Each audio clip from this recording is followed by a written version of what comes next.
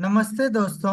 मेरा नाम संजय है और आज हम कक्षा 11 के रसायन विज्ञान का अध्याय नंबर 9 जो कि है हाइड्रोकार्बन पार्ट 10 के विषय में अध्ययन करेंगे।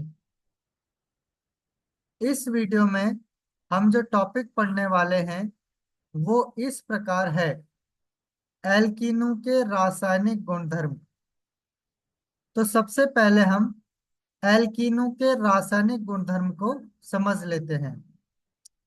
एल्कीन क्षीण बंधित पाई इलेक्ट्रॉनों के स्रोत होते हैं, इसलिए ये योगज अभिक्रियाएं दर्शाते हैं जिनमें इलेक्ट्रॉन स्नेही कार्बन कार्बन द्विबंध पर जुड़कर योगात्मक उत्पाद बनाते हैं।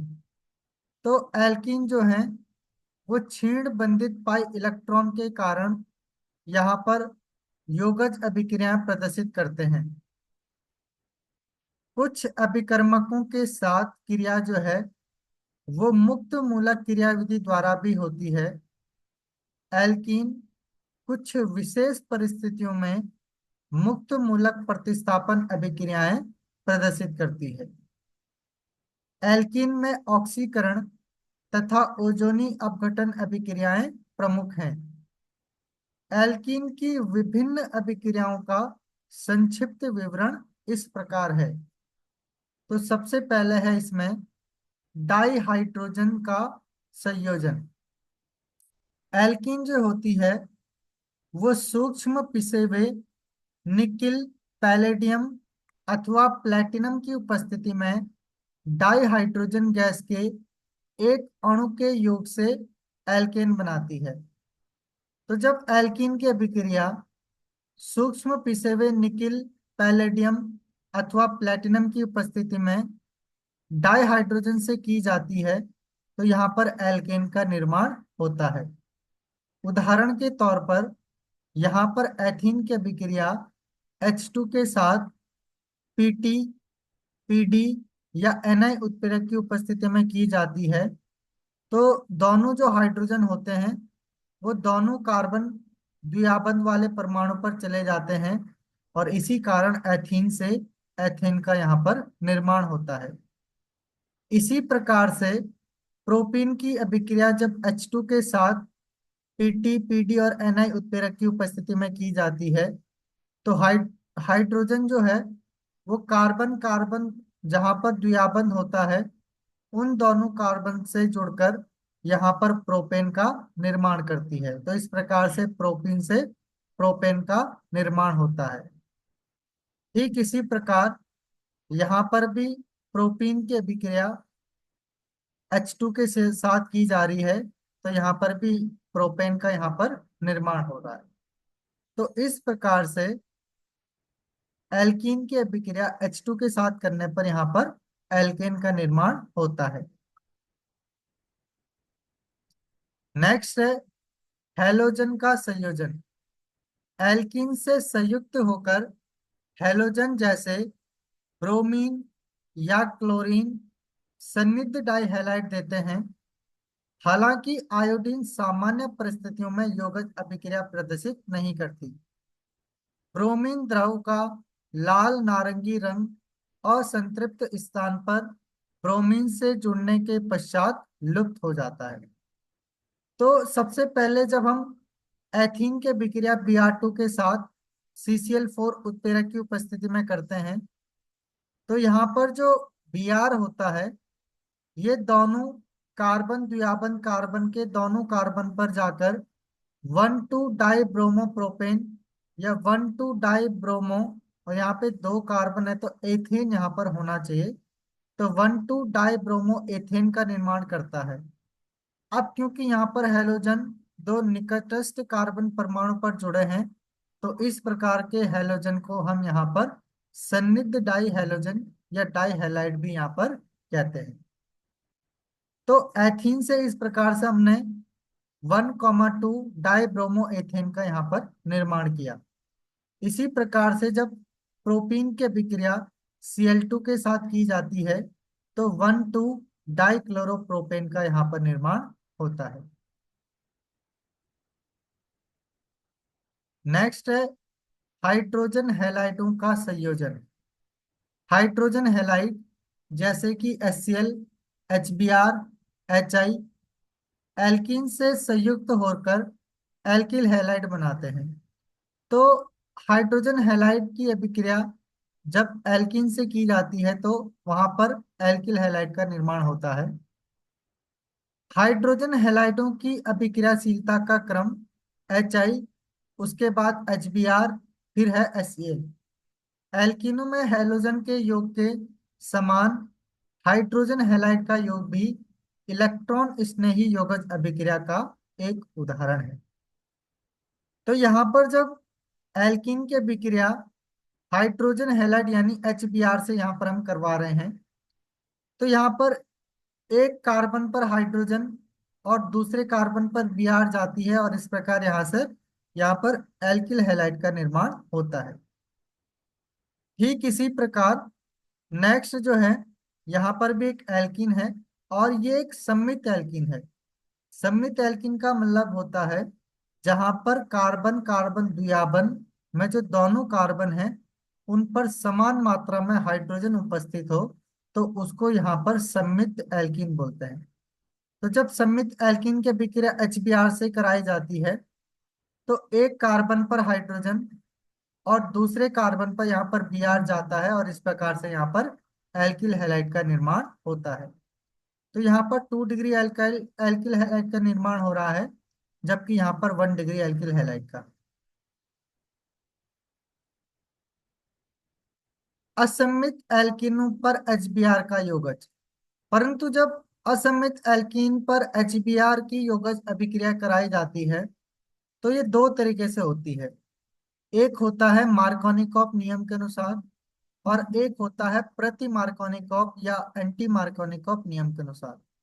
तो यहाँ पर जो असममित एल्कीन का मतलब कार्बन कार्बन द्विआबन में दोनों कार्बन पर जो हाइड्रोजन होगा उसकी संख्या जो है वो भिन्न भिन्न होगी।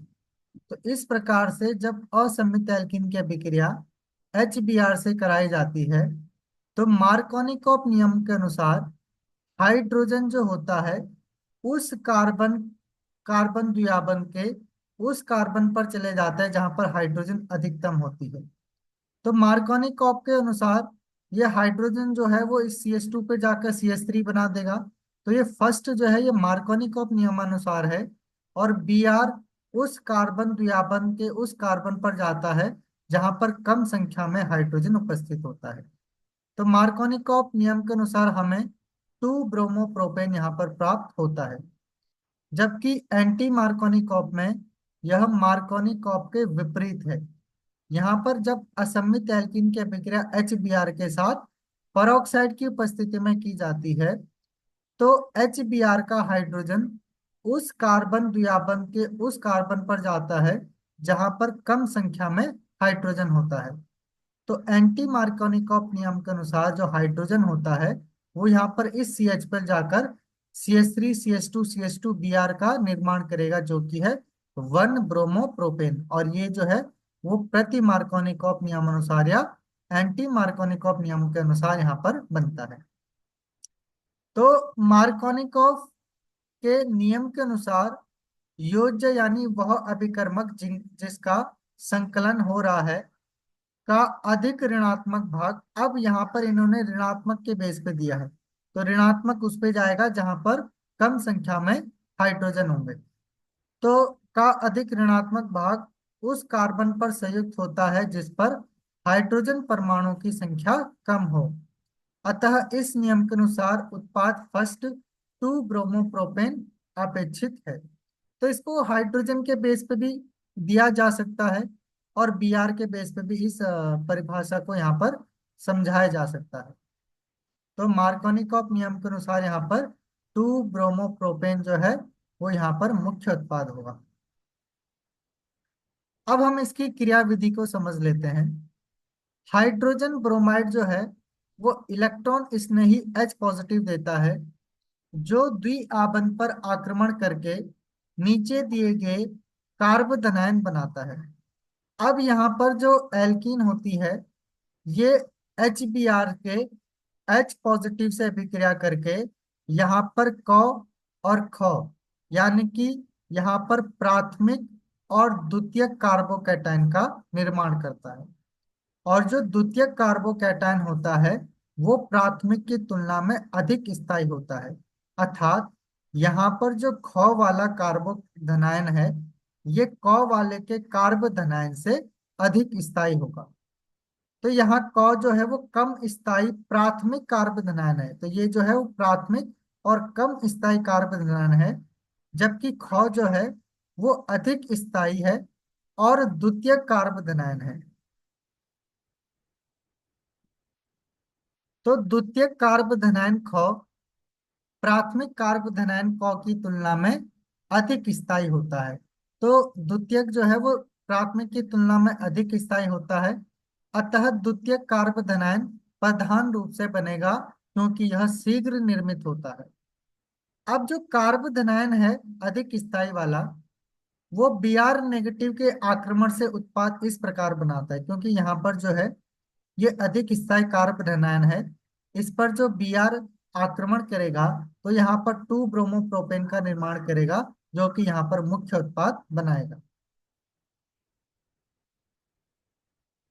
अब हम समझते हैं प्रति मार्कोनिकॉफ योगज अथवा परऑक्साइड प्रभाव अथवा खराश प्रभाव को। तो परऑक्साइड की उपस्थिति में असममित एल्कीन जैसे प्रोपीन से HBr का संयोजन प्रति मार्कोनिकॉफ नियम से होता है। ऐसा केवल HBr के साथ ही होता है, HCl एवं HI के साथ नहीं। इस योगज अभिक्रिया का अध्ययन MS खराज तथा FR मेयो द्वारा सन 1933 में शिकागो विश्वविद्यालय में किया गया। अतः इस अभिक्रिया को परऑक्साइड या खराश प्रभाव या योगज अभिक्रिया का प्रति मार्कोनिकॉफ नियम भी कहते हैं।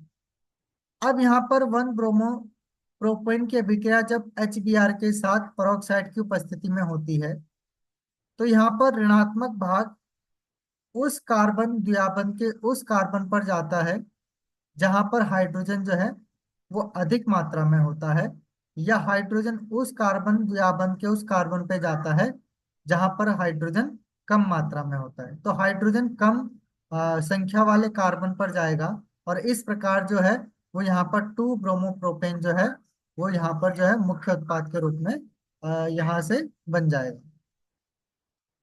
तो यहाँ पर जो है जैसे ही हम असमान एल्कीन के अभिक्रिया HBr के साथ करा रहे हैं परऑक्साइड की उपस्थिति में, तो ये एंटी मार्कोनिकॉफ नियम के अनुसार होगा।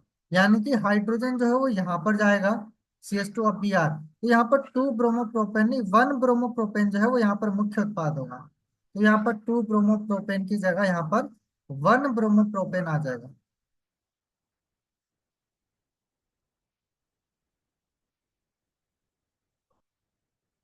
अब परऑक्साइड प्रभाव जो है वो मुक्त मूलक श्रृंखला क्रियाविधि द्वारा होता है, जिसकी क्रियाविधि नीचे दी गई है जो कि यहाँ पर है। तो सबसे पहले बेंजोइल परऑक्साइड का समासन होता है, जिससे यहाँ पर बेंजीन मुक्त मूलक का निर्माण होता है।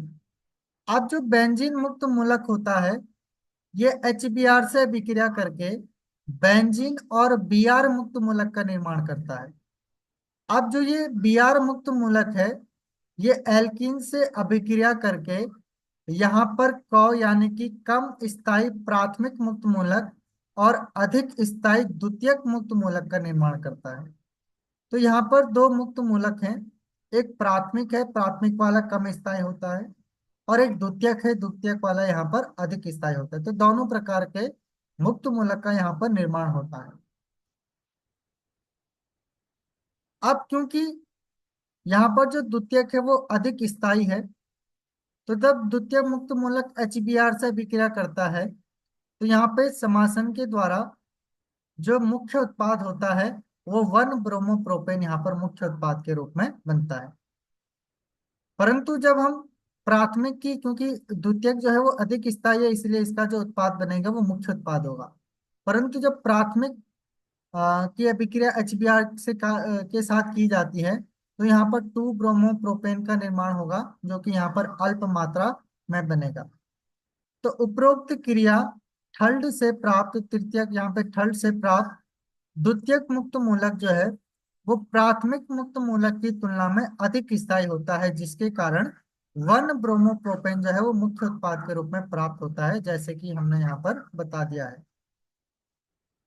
यह ध्यान रखने योग्य बात है कि पेरोक्साइड प्रभाव HCl तथा HI के संकलन में प्रदर्शित नहीं होता है।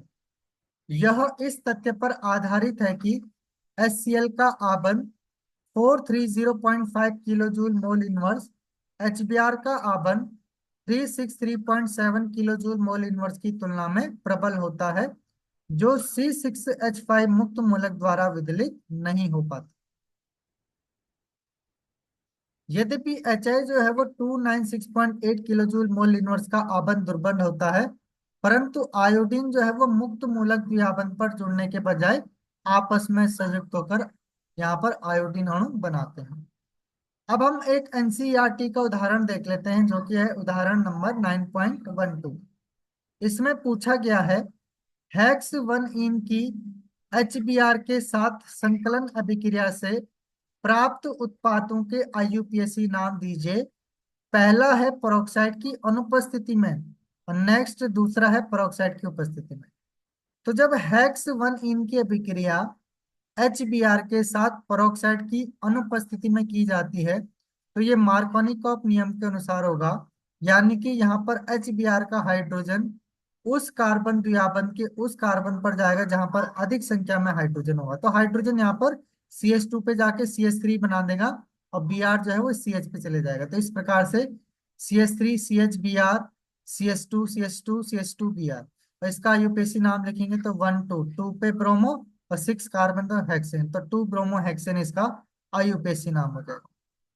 परंतु अगर इसी अभिक्रिया को हम पेरोक्साइड की उपस्थिति में करेंगे तो यहाँ पर HBr का हाइड्रोजन जो है उस कार्बन द्विआबंध के उस कार्बन पर जाता है जहां पर कम संख्या में हाइड्रोजन होते हैं, तो यहाँ पर आपकी बार हाइड्रोजन चले जाएगा और Br जो है वो CH2 पे चल जाएगा। तो इस प्रकार प्राप्त उत्पाद होगा CH2 Br, फिर यहाँ पे CH2 CH2 CH2 CH2 CH3। तो 1 पे Br है तो 1 ब्रोमोहेक्सेन इसका आईयूपीएसी नाम हो जाएगा। तो आज के लिए इस वीडियो में इतना ही। नेक्स्ट वीडियो में हम पढ़ेंगे एल्कीनों के रासायनिक गुणधर्म को। तो मिलते हैं नेक्स्ट वीडियो में।